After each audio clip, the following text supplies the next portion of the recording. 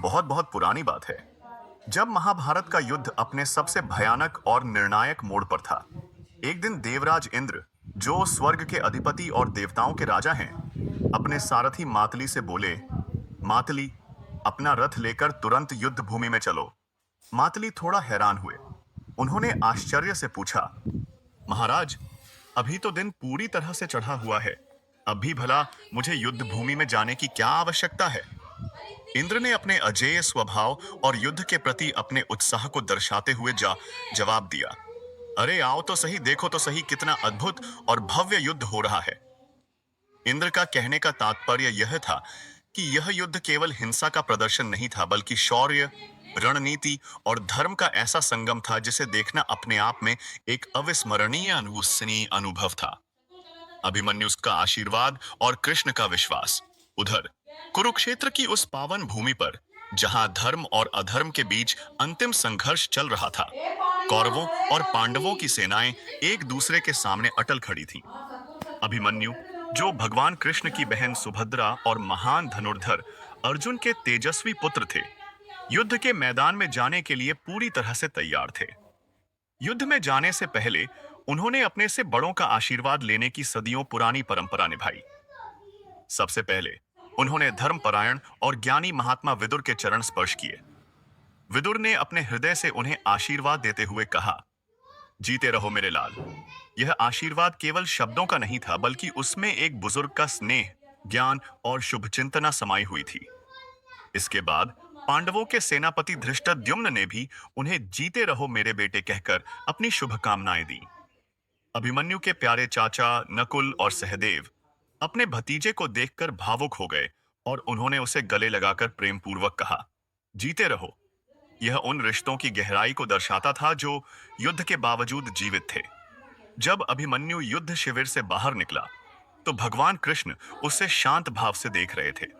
यह देखकर द्रौपदी, जो अभिमन्यु की बुआ भी थीं, चिंतित हो उठीं और कृष्ण से कहने लगीं, कान्हा, मेरा बेटा अपने जीवन की सबसे बड़ी और कठिन लड़ाई लड़ने जा रहा है। सबने उसे जीते रहो का आशीर्वाद दिया, और तुमने उसे क्यों नहीं दिया? तुमने तो उसे केवल यशस्वी भव, यशस्वी हो कहा, जीते रहो क्यों नहीं बोला? क्या तुम्हें इस युद्ध के परिणाम को लेकर कोई संदेह है? क्या तुम्हें लगता है कि मेरा बेटा विजयी नहीं होगा? द्रौपदी की इस व्यथापूर्ण प्रश्न पर कृष्ण ने जो उत्तर दिया, वह न केवल उस क्षण के लिए, बल्कि हम सभी के जीवन के हर संघर्ष और चुनौती के लिए एक अनमोल मार्गदर्शक संदेश बन गया। माधव ने शांत भाव से द्रौपदी से कहा, कृष्णा, द्रौपदी, मैं नहीं जानता कि आज के युद्ध का अंतिम परिणाम क्या होगा, कौन विजयी होगा और कौन पराजित होगा। यह भविष्य के गर्भ में छिपा है। पर मैंने अपने इस प्यारे भांजे अभिमन्यु को जो ज्ञान, जो युद्ध कौशल और जो नैतिकता सिखाई है, उस पर मुझे पूरा और अटूट विश्वास है। मैं यह बात पूरे दावे और आत्मविश्वास के साथ कह सकता हूं कि महाभारत के इस भीषण और रक्त रंजित रण में, चाहे कोई भी पक्ष जीते या हारे, मेरे भांजे अभिमन्यु का नाम इतिहास में सबसे बड़े, सबसे साहसी और सबसे तेजस्वी योद्धा के रूप में हमेशा के लिए स्वर्ण अक्षरों में लिखा जाएगा। कृष्ण का यह कथन अभिमन्यु के असाधारण पराक्रम, उसकी निडरता और उसके युद्ध कौशल पर उनके अगाध विश्वास को दर्शाता था, जो किसी भी जीत हार से कहीं बढ़कर था। अभिमन्यु का दिव्य अवतार, चंद्रमा की शर्त, महाभारत की कथा में अभिमन्यु के जन्म का एक और गहरा और रहस्यमय पहलू है। जब भगवान राम का अवतार समाप्त हो गया और वे अयोध्या छोड़कर अपने धाम साकेत स्वर्ग लौट गए, तो यह योजना बनी कि अब पृथ्वी पर भगवान कृष्ण के रूप में छोटे ठाकुर को भेजा जाए। जैसे ही यह शुभ समाचार फैला, सभी देवी देवता, ऋषि मुनि और यहां तक कि सभी ग्रह नक्षत्र भी पृथ्वी पर जन्म लेने के लिए आतुर हो उठे। यह एक सनातन परंपरा है कि जब स्वयं भगवान धरती पर अवतरित होते हैं, तो उनके सभी अंश और माई की पार्षद और सहयोगी भी उनके साथ पृथ्वी पर आते हैं, ताकि उनके दिव्य लीलाओं में सहायक बन सकें। सूर्यदेव ने अपना अंश कर्ण के रूप में धरती पर भेजने का निर्णय लिया, जो आगे चलकर महान योद्धा बना। देवराज इंद्र ने अपने शक्तिशाली पुत्र अर्जुन को पृथ्वी पर भेजा, जिसे इंद्र का ही अंश माना जाता है।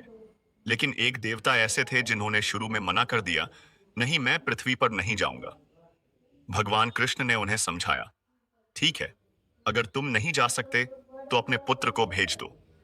उस देवता ने फिर भी अनिच्छा व्यक्त की, मुझे अपने बेटे से बहुत प्यार है, मैं उसे पृथ्वी पर नहीं भेजूंगा। और मैं इतने लंबे समय तक उससे दूर कैसे रहूंगा? मेरा बेटा तो इतना सुंदर है, मैं उसके बिना नहीं रह सकता। यह देवता और कोई नहीं बल्कि चंद्रमा थे, जिन्हें अक्सर छोटी मोटी बातों पर शिकायत रहती थी। भगवान कृष्ण ने थोड़ा आश्चर्य और हल्के व्यंग्य से कहा, यह भी कैसा व्यक्ति है? अगर हमारे ही परिवार के लोग धरती पर नहीं जाएंगे तो दुनिया क्या कहेगी? देखो, सूर्य अपना अंश कर्ण के रूप में भेज रहे हैं, इंद्र अपना बेटा अर्जुन के रूप में भेज रहे हैं, वायुदेव अपने दोनों प्यारे बच्चे नकुल और सहदेव के रूप में भेज रहे हैं, और धर्मराज स्वयं युधिष्ठिर के रूप में उपस्थित हो रहे हैं। और तुम नहीं चलोगे? आखिरकार चंद्रमा एक शर्त पर मान गए। ठीक है, मेरा बेटा ले जाइए, पर मेरी दो शर्तें हैं। पहली तो यह कि मेरा बेटा आपके साथ ही रहेगा, और दूसरी, जैसे ही यह 16 साल का हो जाए, इसे तुरंत वापस भेजना होगा। चंद्रमा के लिए अपने पुत्र से इतनी दूरी सहन करना मुश्किल था, इसलिए उन्होंने उसकी अल्पायु की शर्त रखी। चंद्रमा का यही प्रिय पुत्र भगवान कृष्ण का सबसे प्रिय भांजा अभिमन्यु बनकर पृथ्वी पर अवतरित हुआ। अभिमन्यु ने चंद्रमा के पुत्र के रूप में जन्म लिया, और वह भगवान कृष्ण का सबसे योग्य शिष्य था।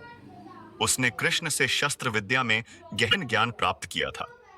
वह अपने पिता अर्जुन की वीरता और तेजस्विता से भी कहीं आगे था। यह हमें भारतीय संस्कृति की उस गहरी समझ को दर्शाता है कि गर्भावस्था के दौरान माता द्वारा सुने और पढ़े गए शुभ विचार, मंत्र और कहानियां बच्चे के व्यक्तित्व और गुणों पर गहरा प्रभाव डालती हैं। हमारे यहाँ हजारों सालों से गर्भवती माताएं श्रीमद् भगवद गीता का पाठ करती आ रही हैं।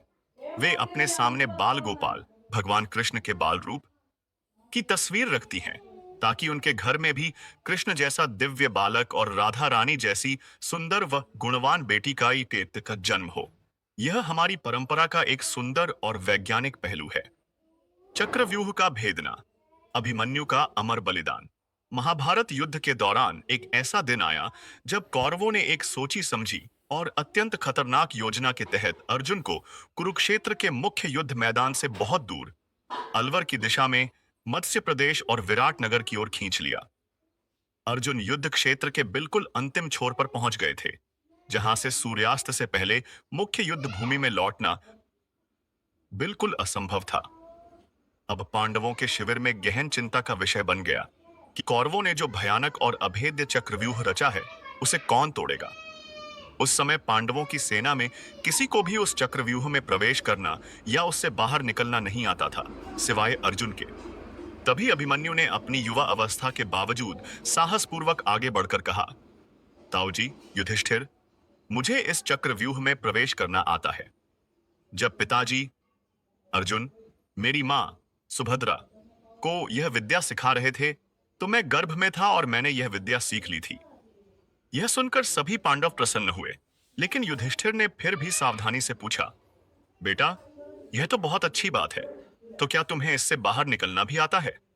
अभिमन्यु ने थोड़ा उदास होकर कहा, नहीं, जब तक पिताजी ने इससे बाहर निकलने का मार्ग और उसे भेदने का तरीका बताया, तब तक मेरी मां सो गई थी, इसलिए मैं चक्रव्यूह से बाहर निकलने की विद्या नहीं सीख पाया। यह सुनकर सभी चाचाओं और ताऊ ने, जिनमें महाबली भीम भी शामिल थे, अभिमन्यु को ढांढस बंधाया। भीम, जिनकी एक मुट्ठी की ताकत से विंध्याचल जैसे विशाल पर्वत भी छोटे हो गए थे, और जिनके पैरों के निशान आज भी भारत में लाखों जगहों पर पाए जाते हैं, जैसे भीमबेटका, जहां बड़े बड़े पत्थर और गुफाएं हैं, जिन्हें भीम के पैरों के निशान या निवास स्थान माना जाता है। यह देश महान है, जहां इतिहास और किंवदंतियां हर कोने में समाई हुई हैं। इस देश में हर जगह दो तीन स्थान ऐसे मिल जाते हैं, जैसे माता सीता की रसोई, जो भारत की सांस्कृतिक और आध्यात्मिक गहराई को दर्शाते हैं। सभी ने अभिमन्यु से कहा, कोई बात नहीं बेटे, तुम चक्रव्यूह को तोड़ दो, अंदर प्रवेश करो, बाहर निकालने की जिम्मेदारी हमारी है, हम सब तुम्हें बाहर निकाल लेंगे। सेनापति धृष्टद्युम्न, जो द्रुपद के वीर पुत्र थे, ने तुरंत एक योजना बनाई।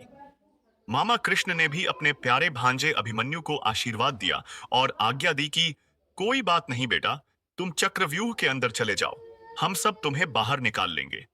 इतिहास गवाह है और हर तारीख यह प्रमाणित करती है कि अभिमन्यु ने उस भयानक चक्रव्यूह को अपनी असाधारण वीरता और युद्ध कौशल से भेद दिया। वह सफलतापूर्वक अंदर घुस गया, लेकिन जैसे ही वह चक्रव्यूह के दूसरे घेरे में पहुंचा, कौरवों ने चतुराई से पांडवों की शेष सेना को चक्रव्यूह से बाहर कर दिया। अभिमन्यु उस चक्रव्यूह में अकेला रह गया। उसने अद्भुत और अद्वितीय युद्ध किया, अकेले ही कौरवों के बड़े बड़े योद्धाओं को चुनौती दी। उसकी वीरता ऐसी थी कि शत्रु भी उसके पराक्रम को देखकर दंग रह गए। अभिमन्यु का यह बलिदान, उसकी वीरता और उसका शौर्य आज भी अमर बलिदान के रूप में याद किया जाता है, जो हमें सिखाता है कि कुछ लड़ाइयां जीतने हारने से बढ़कर होती हैं। वे आत्मा की विजय का प्रतीक होती हैं। चैनल को सब्सक्राइब करें और लाइक करें।